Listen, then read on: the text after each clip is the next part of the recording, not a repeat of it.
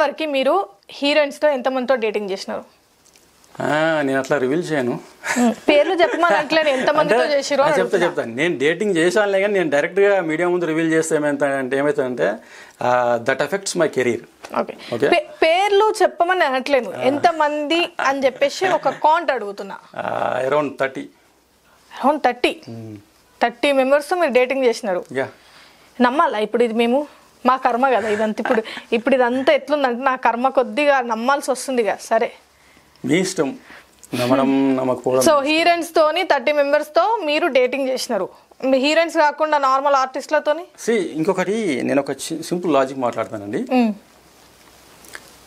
అంటే ఇప్పుడు ఇండియాలో చాలా స్టేట్స్ ఉన్నాయి, అందులో తెలంగాణ ఒక చిన్న స్టేట్ అండ్ ఆంధ్రప్రదేశ్ ఒక చిన్న స్టేట్.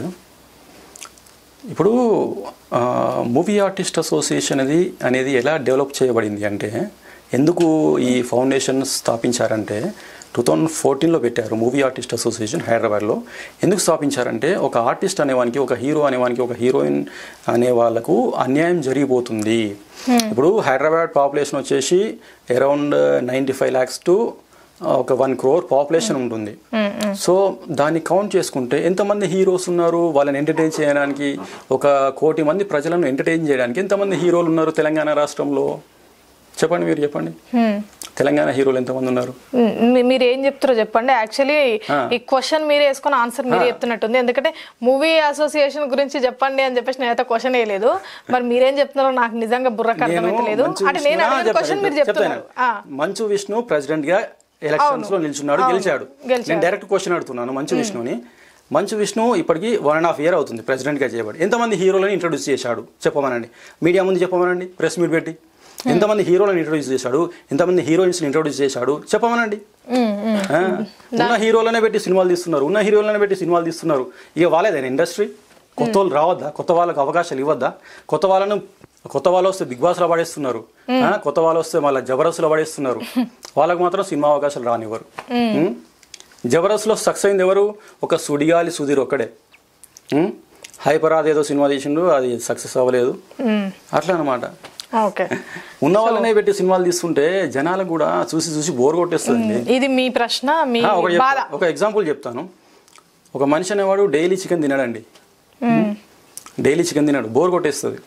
సో అంతే, హీరోలు కూడా అంతే, చూసి బోర్ కొట్టేస్తుంది. బోర్ కొడుతుంది అలా మొక్కలు చూసాను. సరే, ఇప్పుడు ఒకటండి, ఇప్పుడు మంచు విష్ణు గారు వచ్చి ఒక్కరినన్నా పరిచయం చేసినారా కొత్త వాళ్ళని అని చెప్పేసి సూటి ప్రశ్న మీరు వేసారు కదా.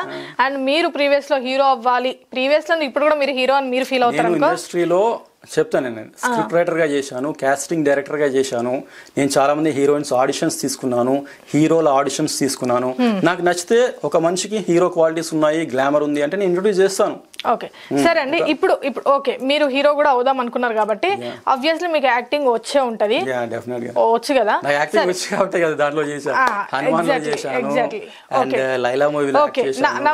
నవరసాలు ఫస్ట్ ఏ ఆర్టిస్ట్ కైనా గానీ ఒక ఆర్టిస్ట్ గా చేయాలంటే ఫస్ట్ నవరసాలు అనేది ప్రతి ఒక్కరికి వచ్చి ఉండాలి. సో మీకు నవరసాలు వచ్చా? వచ్చండి. ఓకే, ఇప్పుడు ఎన్ని ఉంటాయి నవరసాలు? 9 ఉంటాయి. 9 నవరసాలు. 9 నవరసాలు ఒకసారి మీరు చేయండి. నేను అన్ని చేసి చూపించాను, మీరు ఏదైనా ఒకటి అడగండి, చేసి చూపిస్తాను. అన్ని ఎందుకు చేసి చూపించారండి? మీరు ఒక హీరో అంటే హీరోకి 9 కాదు ఇంకా 100 వచ్చి ఉండాలి.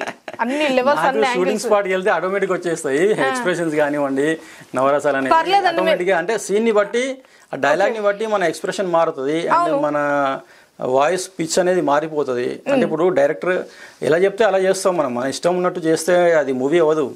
ఇప్పుడు డైరెక్టర్ కి డైలాగ్ ఏ పిచ్ లో కావాలి, చెప్తాను, ఏ పిచ్ లో కావాలి, ఏ ఎక్స్ప్రెషన్ కావాలి, అదంతా చెప్తారనమాట. సరే, ఇప్పుడు నేను అడుగుతా, మీరు చేస్తారా మరి? డెఫినెట్ గా. సరే, నవరసాల్లో మీకు ఇప్పుడు మీరు లైలా మూవీలో ఆల్రెడీ చేసినారు కాబట్టి ఆ డైలాగ్ లో మీకు ఏదో ఒక డైలాగ్ అయితే ఇచ్చే ఉంటారు కదా. ఆ డైలాగ్ ఏదైతే మీకు ఒక డైలాగ్ ఎత్తేసినారో ఆ ఒక్క డైలాగ్ ని మీరు 9 నవరసాలలో చెప్పండి. 9 నవరసాలలో చెప్పాలా? పోనీ ఒక 5 అన్నా, 9 అంటే ఒక 5 అన్నా. లేదు, నేను అట్లా వేరియేషన్ చూపించాను. కాకపోతే ఒక సింపుల్ డైలాగ్ చెప్తాను నేను. డైలాగ్ మీరు అందులో చేసింది ఇందులో చెప్పొద్దు, నవరసాలు కావాలి అని చెప్పేసి అన్నాను. ఎందుకంటే మీరు హీరో మెటీరియల్ అన్నారు కదా, హీరో మెటీరియల్ కి నవరసాలు వచ్చి ఉండాలి. సో మీరు నవరసాలు నేను చాలా ఆడిషన్స్ అటెండ్ అయ్యానండి. నన్ను ఏ మూవీ డైరెక్టర్ కూడా నవరసాలు చేసి చూపించమని అడిగాడు. ఎందుకంటే నేను చెప్తాను, నాకు యాక్టింగ్ వచ్చు. ఇప్పుడు మా ఆడియన్స్ కోరుకుంటున్నారు. చెప్పేది నేను డిప్లొమా ఇన్ యాక్టింగ్ చేశాను, నాకు నవరసాలు వచ్చు. అండ్ ఏ సీన్ వచ్చినా నేను చేయగలుగుతాను. నేను పెద్ద పెద్ద డైరెక్టర్స్ లైక్ బోయపాటి శ్రీను, పూరి జగన్నాథ్, కృష్ణవంశీ వీళ్ళందరికీ డైరెక్ట్ వాళ్ళ ఆఫీస్కి వెళ్ళి ఆడిషన్ ఇచ్చాను.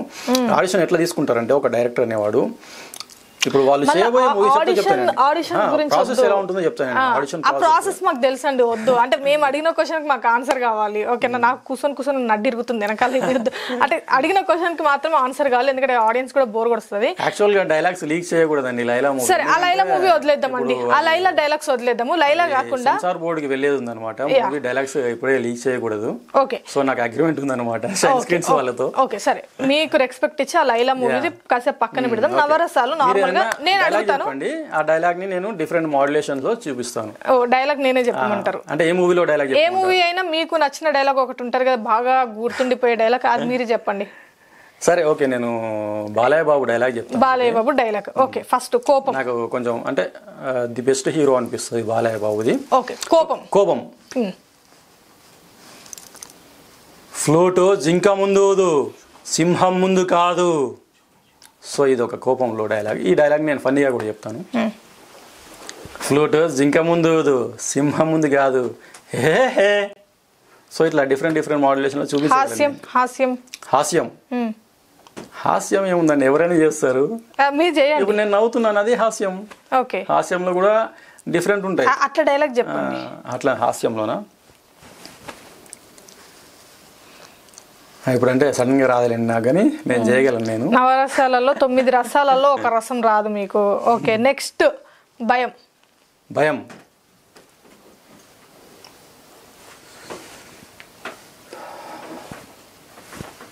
సో ఎందుకండి, డైలాగ్ చెప్పండి. సన్నివేశాన్ని బట్టి వస్తుంది అనమాట. అట్లా కాదు. ఇప్పుడు బాలయ్య బాబు ఇష్టం అన్నో ఆయన డైలాగ్ తీసుకున్నావు ఒకటి, మరి ఇప్పుడు భయం అన్నప్పుడు నేను ఏది చెప్తే అందులో మీరు ఆ డైలాగ్ చెప్పాలి. ఇప్పుడు భయంలో ఆ డైలాగ్ చెప్పండి. నవరసాలు వద్దులేండి, కానీ నవరసాలే కావాలి. ఇప్పుడు డైలాగ్ చెప్తాను. అయ్యో ఇప్పుడే సింహాలో ఏదో డైలాగ్ ఉంటది కదా, నేను కొడితే మెడికల్ టెస్ట్లు చేయించుకోవడానికి మీ ఆస్తులు అమ్మినా సరిపోదు కదా డైలాగ్. అంత పెద్ద డైలాగ్ కొడతారా మీరు?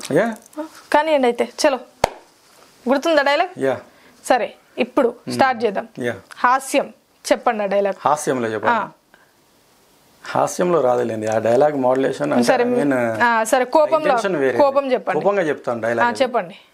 నేను కొడితే మెడికల్ టెస్టులు చేయించుకోవడానికి నీ ఆస్తులు అమ్మినా సరిపోవు. సో ఇట్లా. ఓకే, ఇప్పుడు నవ్వుకుంటూ చెప్పండి. నవ్వుకుంటూ చెప్పాలా ఇదే డైలాగ్? నేను కొడితే మెడికల్ టెస్టులు చేయించుకోవడానికి మీ ఆస్తుల మీద సరిపోవు, హే హే. సో ఇట్లా. రౌద్రం అంటే అది డిఫరెంట్ అండి. రౌద్రం అనేది అది సన్నివేశాన్ని బట్టి వస్తుంది మనకు. మీరు ఆర్ట్ హీరో, మీరు ఇప్పుడు మీరు హీరో అన్నప్పుడు చెప్పాలి. అది అప్పుడు వస్తుంది ఇప్పుడు వస్తుంది కాదు. ఇప్పుడు రాదండి రౌద్రం అంటే. అది కూడా రాదు. 9 రసాలలో ఇంకో రసం రాదు. 3 వదిలేసినారు. ఓకే, భయం. నేను ఇందాక చెప్పా. అది కూడా రాదు. అన్ని డిప్పే. ఓకే సరే, ఇంకొకటి శృంగారం. అంటే రొమాన్స్ అంటే అవి సింగిల్ ఎట్లా వస్తాయి రొమాన్స్ అనేది? ఎవరిని జంట తెచ్చుకుంటారు ఇప్పుడు? మా కెమెరామెన్ ఏమైనా పంపించాలో చెప్పండి. నేను అంటే మంచి రొమాంటిక్ డైరెక్టర్స్ కూడా నేను ఆడిషన్స్ ఇచ్చాను. అది చెయ్యండి. సో ఆ టైంలో they will provide some girl అనమాట. రొమాంటిక్ సీన్స్ చేయగలడా లేదా అని చెప్పేసి వాళ్ళు టెస్ట్. ఇప్పుడు నీ పక్కన ఇప్పుడు మీరు ప్రొడ్యూసర్ అన్నారు, డైరెక్టర్ అన్నారు, హీరో అన్నారు. డైరెక్టర్ ఏం చేస్తారు, అక్కడ అమ్మాయి ఉన్నట్టు ఊహించుకోవాలి నువ్వు, అదే కదా. ఇప్పుడు వద్దులేండి రొమాంటిక్ సీన్స్, ఇప్పుడు వద్దులేండి. కానీ ఎందుకు వద్దు? మీకు రాదు చూసినారా, మీకు ఏది రాదు, మళ్ళీ మీరు హీరో అంటారు. ఎట్లా మంచు విష్ణు గారు మీకు ఎట్లా అవకాశం ఇవ్వాలి చెప్పండి? ఇప్పుడు మీకు నవరసాలే రావట్లేవు, ఇంకెట్లా ఎంకరేజ్ చేయమంటారు? యాక్చువల్ గా మూవీ ఆర్టిస్ట్ అసోసియేషన్ అనేది ఒక ఫౌండేషన్. వాళ్ళు ఏం చేస్తారంటే ఒక హీరోని అంటే ఒక హీరో మెటీరియల్ ని ఇంట్రొడ్యూస్ చేసే ముందు వాళ్ళకి అన్ని ట్రైనింగ్ ఇస్తారు అనమాట. డాన్స్ నేర్పిస్తారు, ఫైట్స్ నేర్పిస్తారు, యాక్టింగ్ నేర్పిస్తారు. అవన్నీ నేర్పించిన తర్వాతనే బరిలోకి దింపుతారు అనమాట. ఏ నేర్చుకోకుండా బరిలోకి దిగరు. కావాలంటే పెద్ద పెద్ద హీరో. లాస్ట్ ఒకటి నార్మల్ గా లైక్ సరసం టైప్ లో చేయండి. సరసం టైప్ లో ఏదైనా అదే డైలాగ్ అని కాదు, ఏదైనా ఆ వే ఆఫ్ లో. అంటే నాకు ఆ టైప్ ఆఫ్ సీన్స్ రాలేదు. నాకు ఫ్యూచర్ లో వస్తే చేస్తా డెఫినెట్ గా. అది సిగ్గు బాగా పడుతుందా? మీరు సిగ్గుపడుకుంటూ చేయండి. సిగ్గుపడాలా?